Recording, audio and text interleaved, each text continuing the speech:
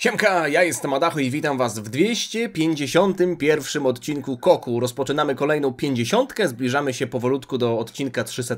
Jeśli jeden Koku średnio wychodzi na tydzień, a rok ma 52 tygodnie, no to mniej więcej za rok powinniśmy na wakacje spotkać się być może na sądzie ulicznej, kto wie. Tak czy siak, jest tutaj kilka rzeczy, o których chciałbym powiedzieć na początku. Jak widzicie, mam kartkę, a jak ostatnio wam mówiłem, kartka oznacza ważne rzeczy, ale tym razem są to same dobre rzeczy.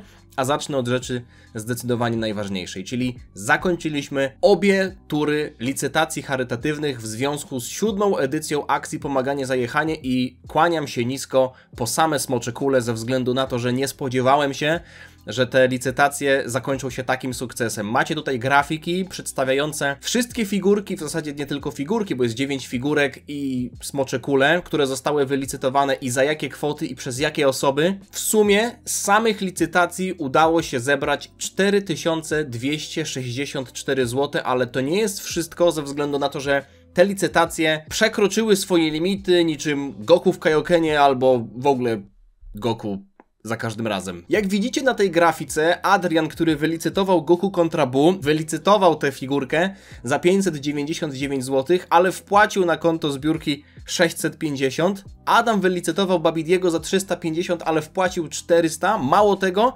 jeszcze Mateusz, widz, który też cierpi na mózgowe porażenie dziecięce, czyli tę samą niepełnosprawność, na którą cierpi Jasiek, bohater 7. edycji, sam z siebie wpłacił jeszcze 300 zł. Powiem wam, że wczoraj naprawdę serce mi tak urosło wieczorem, że nie byłem w stanie uwierzyć w to, co w ogóle się dzieje, więc ta kwota, którą wam podałem, 4200, jest zaktualizowana i uwaga, 4665 zł w związku z tegorocznymi licytacjami. O taką kwotę zostało zasilone konto zbiórki.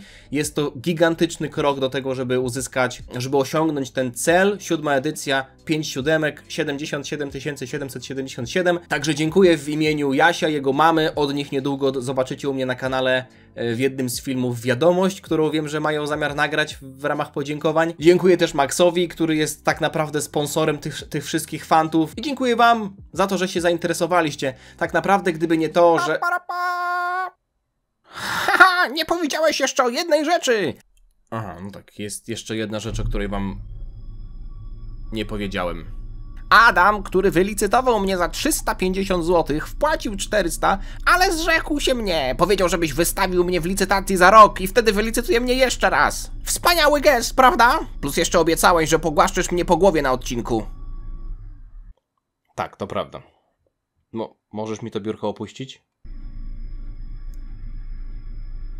To prawda, tak jak słyszeliście, Adam oprócz tego, że wpłacił więcej pieniędzy niż faktyczna kwota, którą wylicytował, poprosił mnie, żebym nie wysyłał mu Babidiego, bo on tak naprawdę go nawet nie lubi, ale chciał się po prostu dołożyć do zbiórki. Powiedział, żebym wystawił Babidiego w licytacjach za rok i wtedy, jak nie zapomni, postara się wylicytować go po raz kolejny. I złożyłem też obietnicę, że pogłaszczę go po głowie. O kurwa. To nie jest najprzyjemniejsza rzecz, jaką robiłem. Być może zastanawiacie się, co to jest za magia Babidiego, że moje biurko przed chwilą poszybowało do góry. Tak się składa, że to nie jest magia, tylko biurko FlexiSpot, o którym powie wam Past Adacho. Wiecie, tak jak jest Future Trunks, czyli Trunks z przyszłości, tak jest Adacho z przeszłości. Mam ograniczony budżet, okej, nie jestem w stanie polecieć do przyszłości. Od jakiegoś czasu drażniło mnie moje stanowisko pracy, zwłaszcza moje biurko, które tak naprawdę było blatem ze sklejki z 5 nogami, z czego ta środkowa, którą miałem między kolanami, ograniczała mi ruchy nogami. Blat był tak lekki, że trudno było go czymkolwiek ustabilizować, a jakość materiału sprawiała, że notorycznie się rysował i brudził za każdym razem, jak wskakiwał na niego kot. Żeby jakkolwiek podnieść czy obniżyć ten stół, musiałem za każdym razem nurkować pod niego i dokręcać w zasadzie na czuja każdą z 5 nóg, co po jakimś czasie stało się już za bardzo irytujące, więc sobie to darowałem, no i to z czasem poczuły moje plecy. Dlatego jak zobaczyłem, że napisała do mnie firma FlexiSpot i zobaczyłem, jakiej jakości produkty oferują, Bardzo ucieszyłem się na myśl o tej współpracy. Przedstawiam Wam biurko E7 Plus, którego rozmiary, szerokość i długość dobrałem sobie sam spośród gamy wielu rodzajów drewna. Ja postawiłem na klon, bo przypomina mi biurko z mojego poprzedniego mieszkania, ale dla fanów Dragon Ball Z Abridged jest też machoń. Poprzednie biurko było rozchwiane jak gimnazjalista po pierwszym rozstaniu, a E7 Plus jest stabilniejszy niż 70-letnie małżeństwo. Dodatkowo rzeczą, za którą obecnie dziękuję mi mój tyłek, który po tygodniowej wyprawie rowerowej składał już wniosek o zmianę właściciela, jest cyfrowy panel sterowania pozwalający na uregulowanie wysokości blatu w zakresie od 66 do 131 cm oraz zapamiętywanie Waszych ustawień wysokości, czy to do pozycji stojącej, czy siedzącej. Plus ma wejście USB do wygodnego ładowania telefonu, czy czego tam chcecie. Długie godziny nagrywania i montowania filmów w pozycji siedzącej naprawdę potrafią odbić się na moim kręgosłupie, więc możliwość zmiany pozycji to jest dosłownie zbawienie. Pod spodem blatu mam też możliwość na dokoptowanie sobie różnych akcesoriów w pokroju organizera kabli czy półki na peceta, ale na to też przyjdzie czas. W ogóle te kable od silnika w nogach biurka też mogłem sobie pięknie spiąć, bo w zestawie były dołączone takie spinki, więc fajnie pomyślane. Mój blat ma wymiary 80 na 200, ale tak jak mówiłem, ja sam go sobie wybrałem. Blaty mają długości od 120 do 200 cm i szerokości od 70 do 90 cm, więc jeśli chcecie coś mniejszego, to też spoko, możecie sobie pokombinować wedle własnego uznania. Nie sądzę, żeby takiego bydlaka, którego ja sam ledwo byłem w stanie przesunąć, było w stanie coś zniszczyć, ale w razie czego FlexiSpot oferuje 5 lat gwarancji. A już w sierpniu rozpocznie się wielka wyprzedaż z okazji 9 lat FlexiSpot, podczas której w różnych datach przecenione będą różne produkty, bo FlexiSpot to nie tylko biurka, ale też krzesła, sofy, szafki i tak dalej. Do tego będą rabaty na wszystko, plus cashback w każdy wtorek. Zresztą wszystko widzicie na swoich ekranach. Więc wejdźcie proszę w linki w opisie, sprawdźcie, czy coś Wam nie wpadnie w oko. Ja już wiele filmów montowałem na stojąco i pewnie też część filmów będę nagrywał na stojąco. Mój kręgosłup mi za to podziękował, a ja Wam dziękuję za uwagę. Wracamy do odcinka. Wiem, że dzisiaj ogłoszeń jest dość sporo, mam nadzieję, że poprawiło Wam to humor, ale jest ostatnia rzecz, o której muszę wspomnieć, ponieważ jest to sprawa godna Archiwum X. I posłuchajcie mnie dokładnie. Jak piszę z Wami, jak chcecie mi wysłać jakąś paczkę, to ja nigdy nie podaję adresu domowego, ok? Zazwyczaj podaję adres, gdzie jest moja firma zarejestrowana, albo adres paczkomatu i tak dalej. I wyobraźcie sobie, że ostatnio na mój stary adres, gdzie mieszkałem 10 lat temu, przyszła paczka.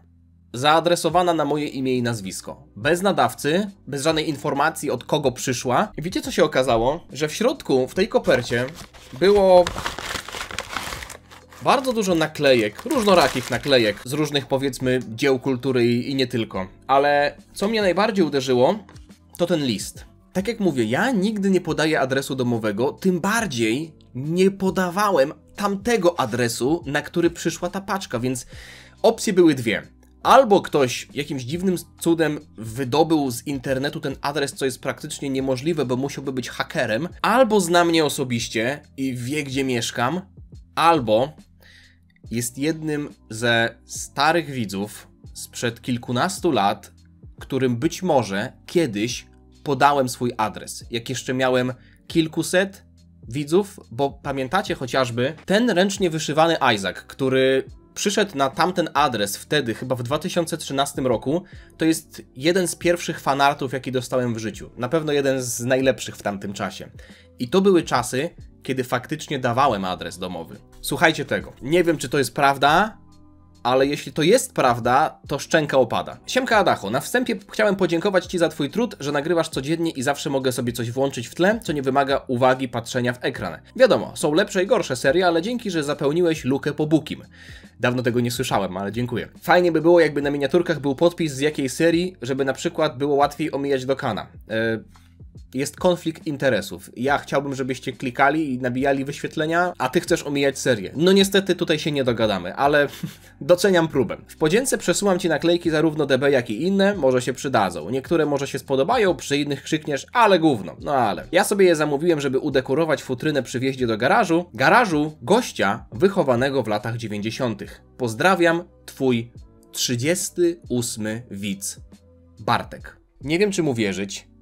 Nie wiem, czy wierzyć w to, co... Nie wiem, czy dobrze rozumiem, co to jest napisane, bo na początku przeczytałem 38-letni widz, może też miałoby to sens, ale połączyć to z faktem, że gość wysłał to na adres którego nie macie prawa znać, to może być prawda. I ja sobie zerknąłem na listę moich pierwszych widzów, bo YouTube pozwala zerknąć na listę swoich subskrybentów, na tych najstarszych, tylko że nie wszyscy mają ustawienia na kanale, że publicznie pokazują, kogo subują.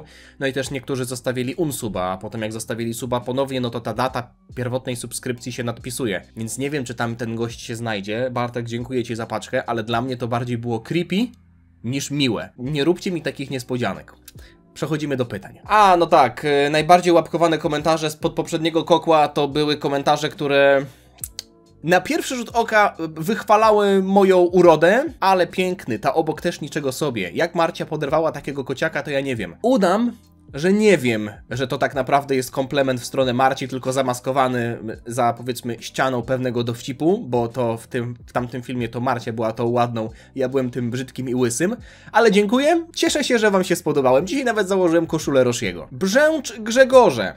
Adasiu, wytłumacz mi proszę, jak to możliwe, że postaci używające techniki samodestrukcji były zdolne przeżyć swój własny wybuch ki. Jeżeli wybuch ki Vegety był na tyle potężny, żeby wyeliminować Toppo, a Vegety, który był w epicentrum wybuchu już nie, no dobra, no to jak to było, tak?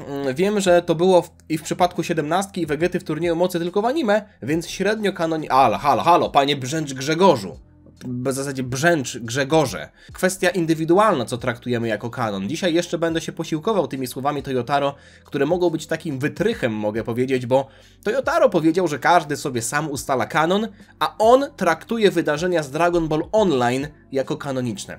Więc jeśli widzieliśmy coś w anime, to mogło się wydarzyć.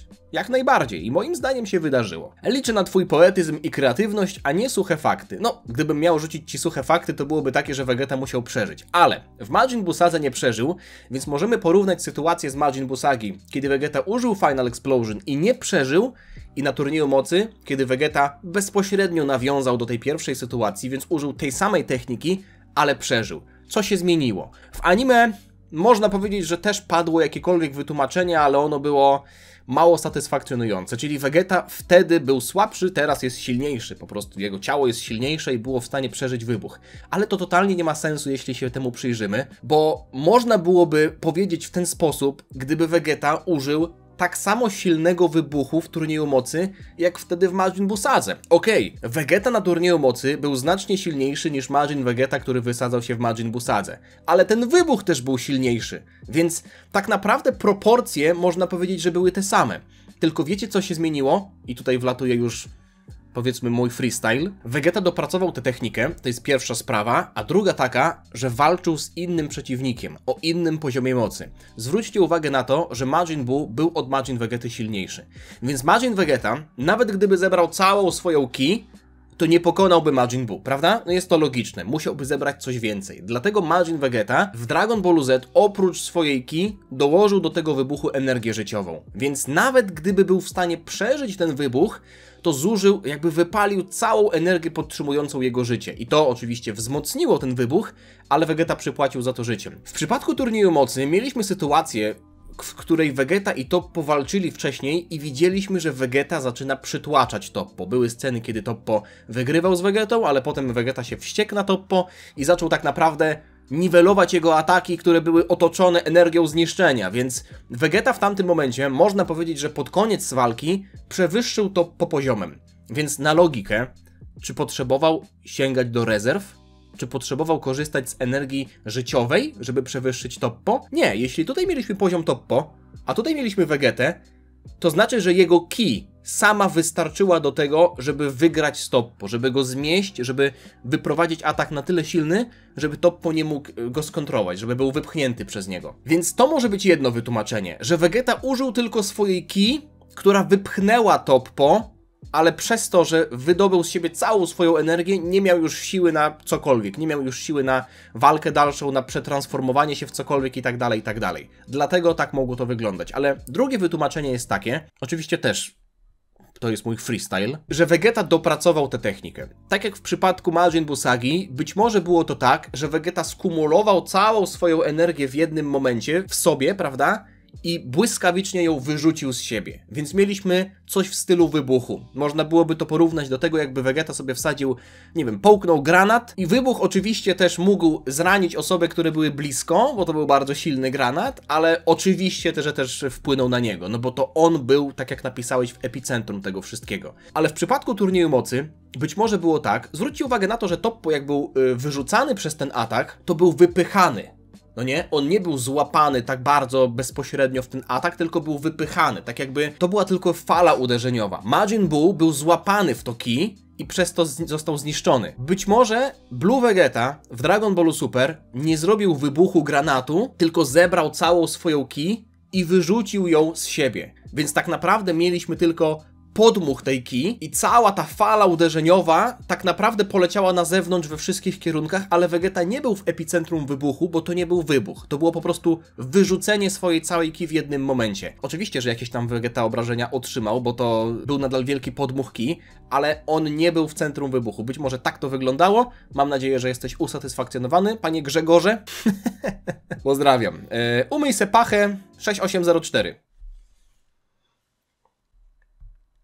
Może i masz rację. Pytanie do Koku. Zastanawialiście się kiedyś, jakiej rasy może być Rikum? Bo wygląda mocno na ziemianina. Czy Rikum jest ziemianinem? Nie. Dlaczego? Wydaje mi się, że gdybyśmy mieli ziemianina Rikuma, to Rikum by o tym powiedział, to jest jedna sprawa. A jeśli Rikum by o tym nie powiedział, to mielibyśmy jakąkolwiek wzmiankę o tym, że jest on ziemianinem. No bo jeśli spotkałby Krillana i Gohana, którzy... No okej, Krillan jest pełnoprawnym ziemianinem, Gohan jest hybrydą, ale generalnie nawet Goku może nazwać się ziemianinem, bo wszyscy się tam wychowywali. Więc gdyby on ich spotkał, można powiedzieć swoich pobratymców, to by nie wspomniał o tym. Myślę, że by wspomniał. Myślę, że Toriyama, jeśli rysowałby Rikuma z zamysłem tego, że jest to ziemianin, to na pewno by o tym wspomniał. Swoją drogą, mamy rasy w kosmosie, które przypominają bardzo ziemian, a ziemianami nie są. Przecież Saiyanie tak naprawdę wyglądają jak ludzie, zwłaszcza jak im się odetnie ogon. Cerealianie przecież wyglądają jak ludzie. W zasadzie wyglądali, jak jeszcze żyli. Więc fakt, że Rikum wygląda jak wygląda, to myślę, że o niczym nie musi świadczyć, a zerknąłem sobie w internet i tam się okazało, że istnieje rasa Rikuma, która bardziej była eksploatowana w grach. I tak naprawdę okazuje się, że Rikum być może jest tylko przedstawicielem tej rasy, który ma taką kombinację kolorów, że przypomina nam ziemianina, ale są też postacie w grach z rasy Rikuma, które mają na przykład różowe albo błękitne kolory skóry, zielone włosy i tak dalej, więc generalnie może nam się taki Rikum trafił, ok? Jak macie na przykład w programie graficznym pasek przesunięcie kolorów, prawda, to możecie przesunąć go i nagle te wszystkie kolory zaczynają wariować, robią się zielone włosy, różowa skóra i tak dalej. Więc myślę, że w przypadku Rikuma po prostu ten pasek kolorów ustawił się w takim miejscu, że mamy Rikuma, który wygląda jak wygląda. Zresztą też zwróćcie uwagę na kolory Ginyu, w sensie całego oddziału. Tak naprawdę każdy z nich miał inny kolor, fioletowy, czerwony, niebieski, zielony. No i siłą rzeczy, żeby dopasować się, Rikum musiał być w jakimś sensie żółty. Dlatego wyglądał tak, jak wyglądał. W Resurrection of F w sumie też trafiliśmy na postać, która wyglądała podobnie do Rikuma. W sensie być może była przedstawicielem tej samej rasy, ale kto to wie. Kosmos w Dragon Ballu jest dość spory. Sojuchiro. Pytanie do Goku. Cześć, cześć. Ostatnio wpadło mi do głowy coś, na co chyba nie ma logicznego wyjaśnienia. Chodzi o aurę Super Saiyanina, która przybiera taką barwę, jaką jej użytkownik ma włosy. Zacznijmy od początku. Super Saiyanin ma złotą aurę, tak jak użytkownik włosy. Super Saiyan God ma czerwoną aurę, bo użytkownik ma czerwone włosy. Blue ma niebieski kolor aury, tak jak niebieski kolor włosów. Ultra Instinct ma białą aurę, tak jak użytkownik ma białe, srebrne włosy, ale okej. A Super Saiyanin 4 z Dragon Balla GT ma czarne włosy i złotą aurę jak Super Saiyanin. Podobnie jest w Dragon Ball Daima, gdzie Super Saiyanin 4 ma czerwone włosy, a aurę ma złotą. Jeśli wcześniej kolor aury SSJ zależał od koloru włosów, to co się zmieniło? Że w postaci Super Saiyanina 4 i w GT i w Daima już nie zależy od włosów. Aż zaczęło padać na wieść o tym, że nagle tutaj się pojawia w Dragon Ballu jakaś niekonsekwencja. Kto by pomyślał? Nie, ja bym powiedział, że to nie jest niekonsekwencja, tylko specyfika danych transformacji.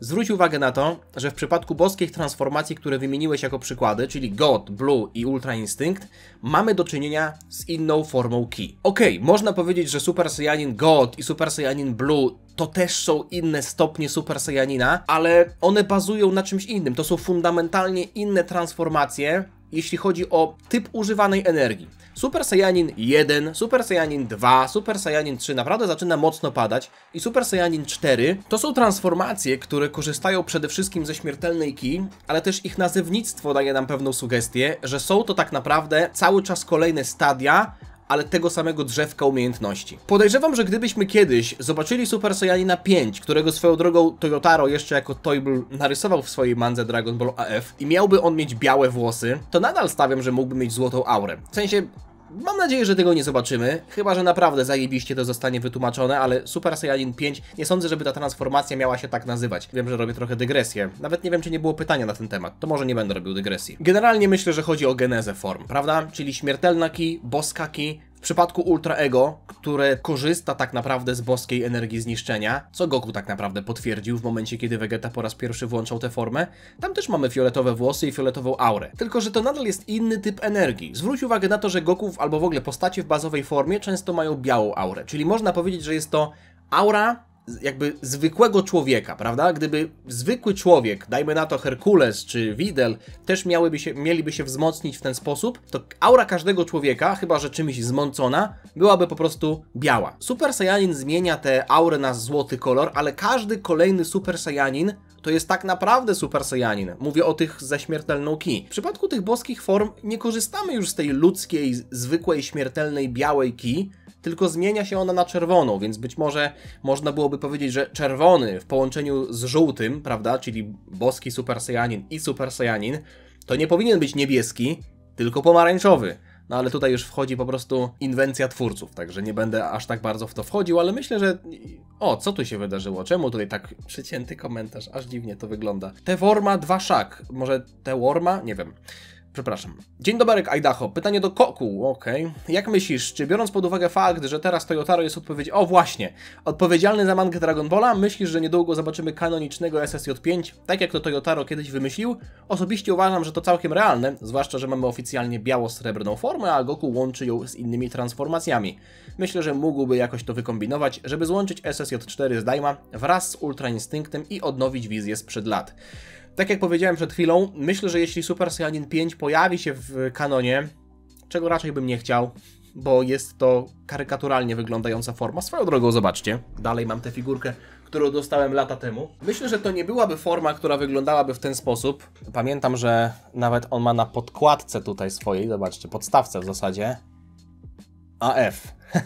Ciekawe, co nie? Myślę, że to nie byłaby forma, która miałaby taką samą genezę, no trudno byłoby, żeby to była dokładnie taka sama forma, ale gdybyśmy zobaczyli formę, która jakkolwiek ma przypominać Super Saiyanina 5, czyli ma długie włosy, ma białe włosy, ma na przykład niebieskie futro. Długie włosy kojarzą się z Super Saiyaninem 3, ale Goku w Dragon Ball Daima, w SSJ4 i w ogóle w SSJ4, nie tylko w Daima, miał trochę inną fryzurę, miał trochę dłuższe włosy, ok? Białe włosy kojarzą się z Ultra Instynktem, niebieskie futro, być może z boską ki, więc jakbym miał naprawdę rzeźbić w gównie, bo to nawet nie jest wymyślanie, tylko już totalnie rzeźbienie w gównie, to bym powiedział, że taka forma mogłaby się pojawić, gdyby Goku nałożył boską ki, być może nawet Ultra Instynkt, na Super Saiyanina 4. Wiemy, że Goku używał Ultra Instynktu w poprzednich transformacjach, tyle że on po prostu nakładał technikę, sposób walki, sposób poruszania się, sposób myślenia, albo w zasadzie braku myślenia, na inne transformacje. Więc to nie było mieszanie transformacji i drugiej transformacji, tylko nakładanie techniki na transformację. Dlatego uważam, że coś takiego to byłoby naprawdę bardzo odważne i nie wiem, czy jest konieczne, ze względu na to, że Goku wydaje mi się, że dobrze odnajduje się w tej roli gościa, który ma Ultra Instynkt i trochę szuka swojego sposobu używania Ultra Instynktu. Vegeta swoją drogą poszedł inną ścieżką, a gdybyśmy mieli nową transformację, to trochę mam wrażenie, że wszystko, co do tej pory zostałoby albo skreślone, albo mielibyśmy drobne naplucie na to. Poza tym poziomy mocy poszybowałyby aż tak bardzo, że to trochę nie ma sensu, chyba że byłaby to transformacja tymczasowa. Dlatego uważam, że Super Saiyanin 4 w Dragon Ball Daima mógłby mieć prawo bytu, gdyby to była transformacja tymczasowa, chociaż i tak to nie miało w ogóle jakby powiązania ze światem demonów, no nie? Goku dostał moc od Newy za darmo i nagle stał się małpą, totalnie randomowy, więc no... Cóż, może Broly. O, może Broly, nie wiem. Może Broly jakby opanował boską ki, to tak by wyglądał. Broly do boskiej ki to ma naprawdę jeszcze bardzo długo, ale no okej. Dajcie znać, co wy na ten temat sądzicie, chociaż domyślam się. Ratata 9000. Kto by wygrał partię szachową? Piccolo czy ojciec Mateusz? Piccolo tak naprawdę to szatan serduszko. Ojciec Mateusz jest kaznodzieją, więc no... Przepraszam bardzo, a w zasadzie nie przepraszam, jestem z tego zadowolony. Szatan jest skazany na porażkę, więc stawiam na ojca Mateusza. Jeśli w ogóle jeszcze grałby na swoim terenie, w Sandomierzu, chłopie, to chyba po prostu mielibyśmy totalną deklasację. Ciekawe, ile ojciec Mateusz ma elo w szachach. Powiem wam, że jakiś czas temu interesowałem się bardziej szachami, oglądałem turnieje, grałem sobie online w szachy, ale tak jak z każdą zajawką, znaczy inaczej, ja lubię grać w szachy, ale z każdą zajawką jest tak, że czasem jest jakiś taki szczyt, powiedzmy, że się to interesuje, albo się na ten temat czyta, albo się to robi przez jakiś czas, a często jest tak, że po prostu potem to znika, więc tak akurat miałem z szachami. Obecnie tego nie czytam, ale bardzo lubię szachy, więc pozdrawiam wszystkich szachistów. Speedek. Jeśli ktoś z was kojarzy z odmentów YouTube'a Speedek 100, to ma specjalny medal weterana. Speedek 100! To był chyba rok 2012. Podpowiedź. Wszyscy wiemy, że nie jesteś fanem rytuału na Super Saiyanina Goda. Dlatego mam dla pseudoeksperta, twórcy Co by było gdyby, filantropa, Łysola, jak i naszego Adonisa. Pytanie.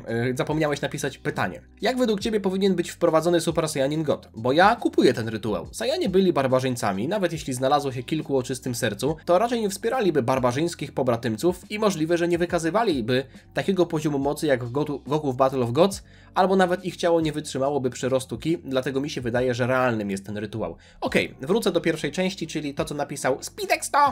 Nie, przepraszam, to nie jest Speedek 100, to jest Speedek 9508. No to prawie 95 to blisko 100. Jakby wprowadzić Super Saiyanina Boga? Wiecie co? Przyznam wam się, możecie mi nie wierzyć, mam to w dupie, czy mi wierzycie, ale myślałem nad tym dosłownie minutę.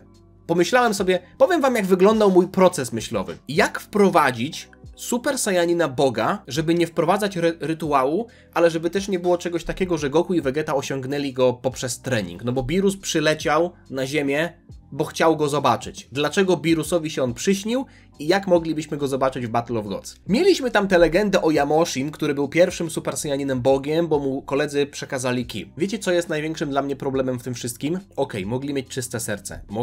Nie wiem, mogło się tylu znaleźć. Przecież w momencie, w którym pojawiło się Battle of Gods, nie wiem, czy już wyszła manga z Jacko i Dragon Ball Minus, to były chyba podobne lata, 2013 i tak dalej, więc mieliśmy tego nowego Bardoka, który został jeszcze potem wprowadzony w Dragon Ball Super Broly, a saga Granoli to już w ogóle pokazała Bardoka jako człowieka, Saiyanina, który jest w stanie znaleźć w sobie pewne emocje ludzkie, który jest w stanie kogoś ochronić, no i tę łagodność odziedziczył po nim Goku. Do czego zmierzam? To, że znalazło się 5 czy 10 czy nawet 15 Saiyan o czystych sercach kiedyś dawno temu, nie mam z tym żadnego problemu, nawet uważam, że to jest okej. Tylko dlaczego oni nagle z dupy byli w stanie stworzyć z niczego boską ki? Inny typ energii, dostępny tylko dla bogów, albo dla osób, które jakkolwiek otaczają się bogami. Goku i Vegeta przecież trenowali na planecie Whis. Vegeta taki wytrenował, ale musiał wylać hektolitry potu. A oni sobie po prostu się bili i nagle się obudziła boska ki. Dlatego uważam, że można byłoby tę historię trochę zmodyfikować i napisać ją w taki sposób, że Yamoshi był bogiem zniszczenia siódmego wszechświata, jeszcze zanim wirus w ogóle tam, wiecie, pamiętał cokolwiek. Tylko że informacja o tym, że Yamoshi jako Saiyanin został wybrany na boga zniszczenia, to nie było coś, co Saiyanie wiedzieli. Być może było tak, że był jeden Saiyanin, który miał wielki potencjał i poprzedni bóg zniszczenia wziął go, Yamoshi zniknął, nie wiedzieli ludzie, co się z nim stało, a Yamoshi był trenowany przez boga zniszczenia i tak dalej i nigdy się już Saiyanom nie ukazał, więc oni myśleli, że on po prostu zniknął, ale chodziły jakieś tam plotki, że może gdzieś tam ktoś go zabrał, czy coś takiego. Więc Yamoshi jako bóg zniszczenia mógł faktycznie nie ujawniać się swoim ludziom, ale może widział, że podczas tej wielkiej wojny saijańskiej są Saiyanie dobrzy i są Saiyanie źli i on może w momencie, w którym był jeden wojownik, któremu tam przekazywali ki, bez dawania jakichkolwiek znaków,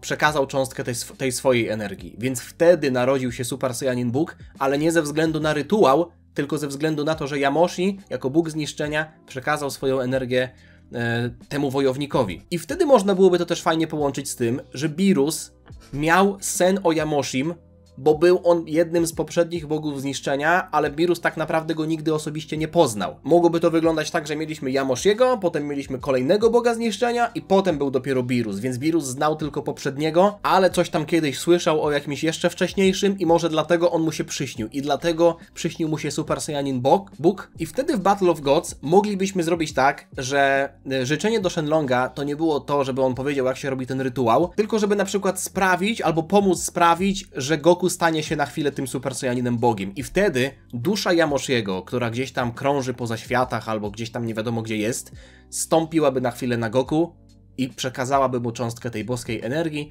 i w ten sposób narodziłby się boski Super Saiyanin. Więc tego rytuału by nie było, a i tak mielibyśmy jeszcze drugą opcję, że można te boskołki w sobie obudzić poprzez trening. Mariusz Ostraszewski napisał bardzo długi komentarz tyczący się mangi, a w zasadzie no jest to manga, tylko że troszeczkę inaczej prezentowana, konkretnie Ultra Vegito autorstwa Call Me RJ. Wiecie co? Gdybym miał złotówkę za każdy komentarz pytający o tę mangę, to miałbym dużo złotych, ale cały czas się to powtarza, dlatego chciałbym trochę to zaadresować. Przede wszystkim wiem o istnieniu tej mangi, ale chciałbym was zapytać o jedną rzecz. Czy to jest tak, że wy w większości naprawdę chcecie, żebym ja zareagował na tę historię? Czy to jest tak, że jest po prostu kilka jednostek wśród was, które są na ten temat bardzo głośne? Bo ten tytuł w moich komentarzach przewija się naprawdę od długiego czasu i nie wiem, czy to jest tak, że ciągle te same osoby, których jest 15 czy nawet 100, męczą mnie o ten tytuł, czy faktycznie jest to tak dobre. Więc proszę napiszcie mi w komentarzu, czy byście chcieli, żebym zareagował na tę mangę, tylko pytanie, w jakiej formie? To są filmiki na YouTubie, ja sprawdziłem. Gość rysuje własną mangę, ale on nie wrzuca jej w PDF-ach, chyba że tam, nie wiem, może dla wspierających czy coś takiego, tylko robi to w formie filmików na YouTubie i on tam gada jako te postacie po angielsku i pokazuje to wszystko i to jest fajnie zmontowane z tego co widziałem, bo rzuciłem okiem, żeby wiedzieć o czym mówię. Nie znam oczywiście tej historii, ale musiałbym to chyba nagrywać w formach reakcji na film na YouTubie, gdzie gość przedstawia własną mangę.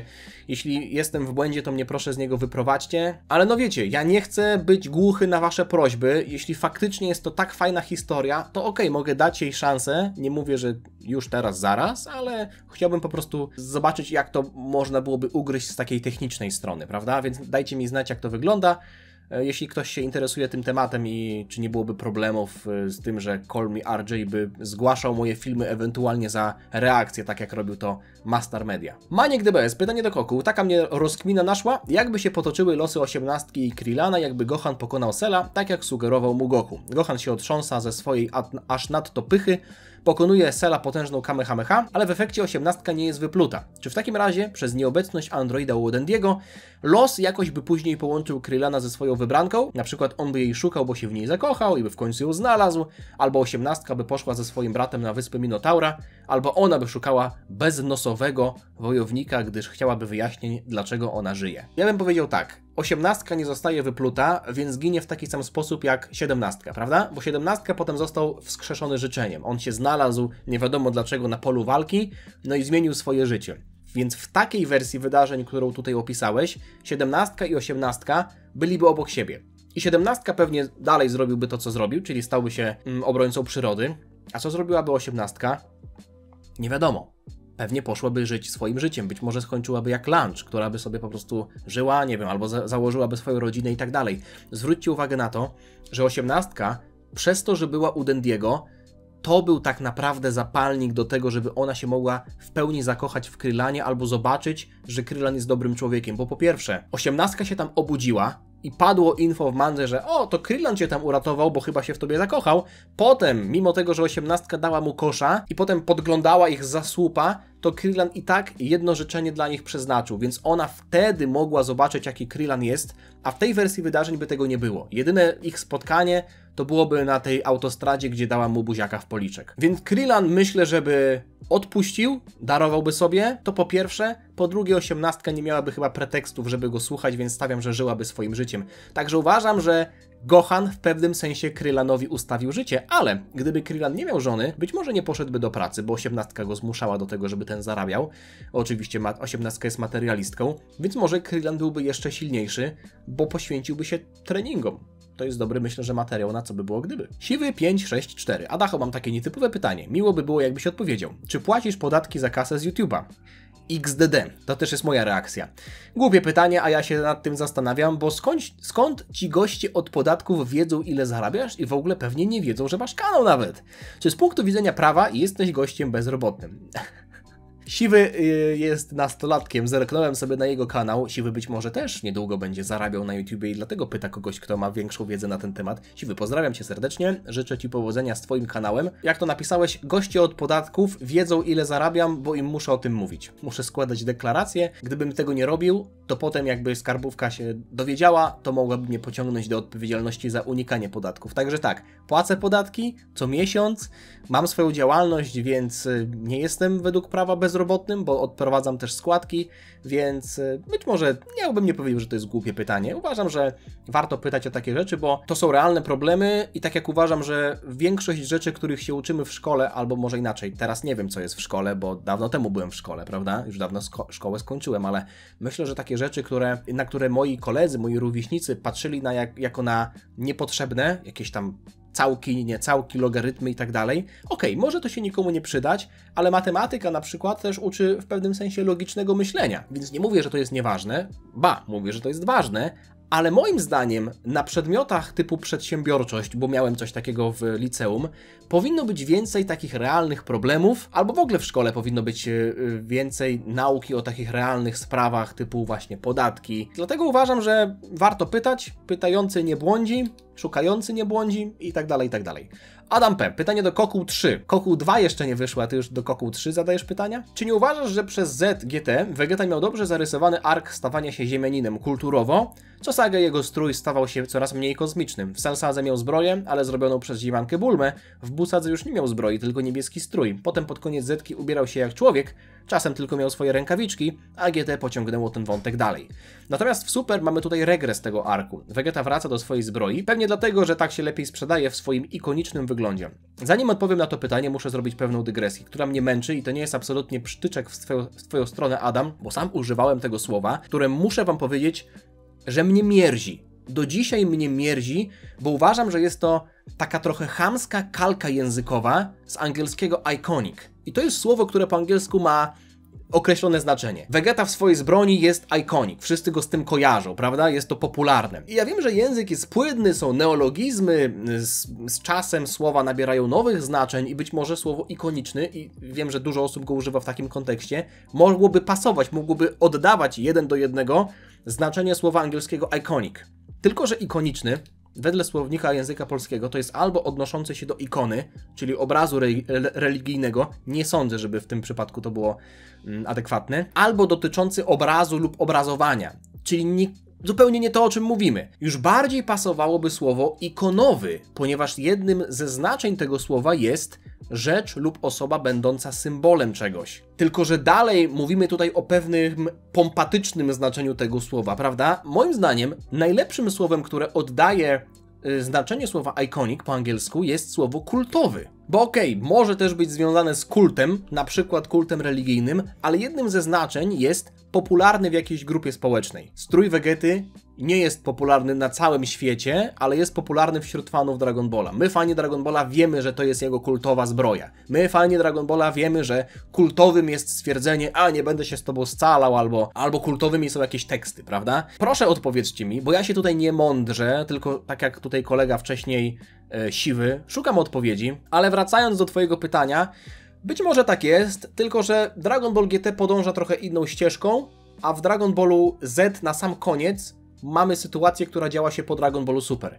Więc tak naprawdę, jeśli mielibyśmy spojrzeć na Dragon Ball Super, to tym ostatnim przystankiem przed Dragon Ballem Super jest Majin Buu Saga, gdzie Vegeta nie miał zbroi w ogóle. I w Dragon Ballu Super też mieliśmy takie sytuacje. Na początku filmu z Brolim Vegeta bił się w tym stroju, bez zbroi tak naprawdę. Więc jeśli mielibyśmy brać pod uwagę Dragon Balla Super i to, co było do tej pory, to mieliśmy tak: zbroja, brak zbroi, znowu zbroja, inna zbroja, znowu brak zbroi, więc nie ma tam jakiejś zasady. Po prostu było tak, że przed końcem Majin Buu Sagi Vegeta ściągnął zbroję, ale to nie była pewna tendencja, że mniej sajańsko, bardziej ziemiańsko, tylko po prostu tak się złożyło. Ja myślę, że pod koniec Majin Buu Sagi Vegeta przyznał wyższość Goku nad nim, ale nadal został jego rywalem, ale nie w takim sensie, że za wszelką cenę chce go prześcignąć, tylko dalej się wzmacnia, dalej chce być coraz silniejszy, dalej chce nad sobą pracować, stąd dalej jest wojownikiem i uważa się za wojownika, stąd noszenie zbroi, ale to nie jest tak, że on się mniej czuje przez to ziemiańsko. Ja myślę, że można byłoby na to spojrzeć z takiej perspektywy.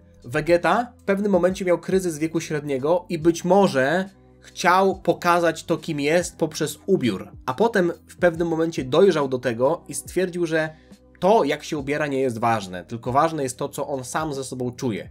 Ja też tak mam na przykład, że kiedyś zwracałem uwagę na to, jaką mam fryzurę, albo na to, jak się ubieram, albo na to, jak mnie inni postrzegają, a teraz wychodzę w piżamie do sklepu w klapkach i co sobie myślą ludzie, to mnie to w ogóle nie obchodzi, bo ja znam swoją wartość i to tyle, więc może w przypadku Vegety było tak samo. Nie chcę tutaj siebie podawać jakiegoś, wiecie, jak jakiś wielki przykład, ale tak po prostu mi się napatoczyło. Pytanie do Koku od wędkarskiej zaciny. Ile trwa zrobienie jednego odcinka Koku? Sprawdzenie wszystkich komentarzy, wybranie tych ciekawych, research i nagranie odpowiedzi, a potem montowanie. Myślę, że wybieranie komentarzy to jest jakieś 40 minut, bo tyle mi zajmuje przejrzenie wszystkich komentarzy. Nie będzie to dla Was chyba zaskoczenie, bo już o tym wielokrotnie mówiłem, że ja Kokła nagrywam na spontanie, więc często jest tak, że odpowiedzi wymyślam na bieżąco, albo jak na przykład, wiecie, ustawiam sobie kamerę i tam ustawiam mikrofon, to w międzyczasie sobie myślę, jak na przykład z tym Super Saiyaninem Godem mógłbym powiedzieć, albo na przykład co by było, gdyby z 18. Też już sobie układałem mniej więcej, jak mogłoby to być, żeby nie siedzieć przed kamerą i nie myśleć i potem tego nie wycinać. Dlatego czasem nagrania są trochę dłuższe, na przykład teraz nie wiem ile trwa film, podejrzewam, że około 30 minut, a nagranie trwa 52 minuty, więc nagrywanie to też jest 40, 50, czasem godzina, a montowanie, no montowanie jest zazwyczaj dłuższe niż samo nagranie, prawda, bo to musi tak w ten sposób wyglądać, więc 1,5 godzinki, zależy od filmu, zależy od długości filmu. Potem jak to renderuję, czyli ten film się zapisuje, powiedzmy, to sobie robię miniaturkę, wrzucam to i tak dalej. Parę godzin. Jak bardzo szybciutko się uwinę i film będzie krótszy, to może nawet 4 godziny. Tak normalnie to myślę, że z 5-6, także tak to wygląda. Póki co, dzięki Wam za oglądanie, zostawcie lajka, jeśli Wam się podobało, dzięki jeszcze raz bardzo za tę licytację. No, Babidi zostanie ze mną na kolejny rok, ale myślę, że część z Was się z tego powodu ucieszy. Także Adam, bardzo Ci dziękuję za ten gest, dziękuję też wszystkim, którzy brali udział w licytacjach. Jesteście po prostu niesamowici, dziękuję, bo ja nie biorę tego jako pewnik to, że ta społeczność, która się utworzyła wokół mojego kanału, że to jest coś, co zawsze będzie trwało, więc bardzo to doceniam. Doceniam wszystkich Was, którzy są aktywni, ale też tych, którzy oglądają sobie po cichu, bo podejrzewam, że jest dużo osób, albo inaczej, wiem, że jest dużo osób, które oglądają to w tle, gdzieś tam sobie w pracy, albo w trasie, albo gdziekolwiek indziej i nie piszą komentarzy, ale wiem, że jesteście, bardzo Wam dziękuję za wszystko, ale jeśli nie piszecie komentarzy, to możecie chociaż zostawić lajka. Także do tego Was zachęcam, zostawcie suba, żeby niczego nie przegapić, jeśli jeszcze tego nie zrobiliście i widzimy się niebawem. Trzymajcie się, na razie, cześć. Dziana!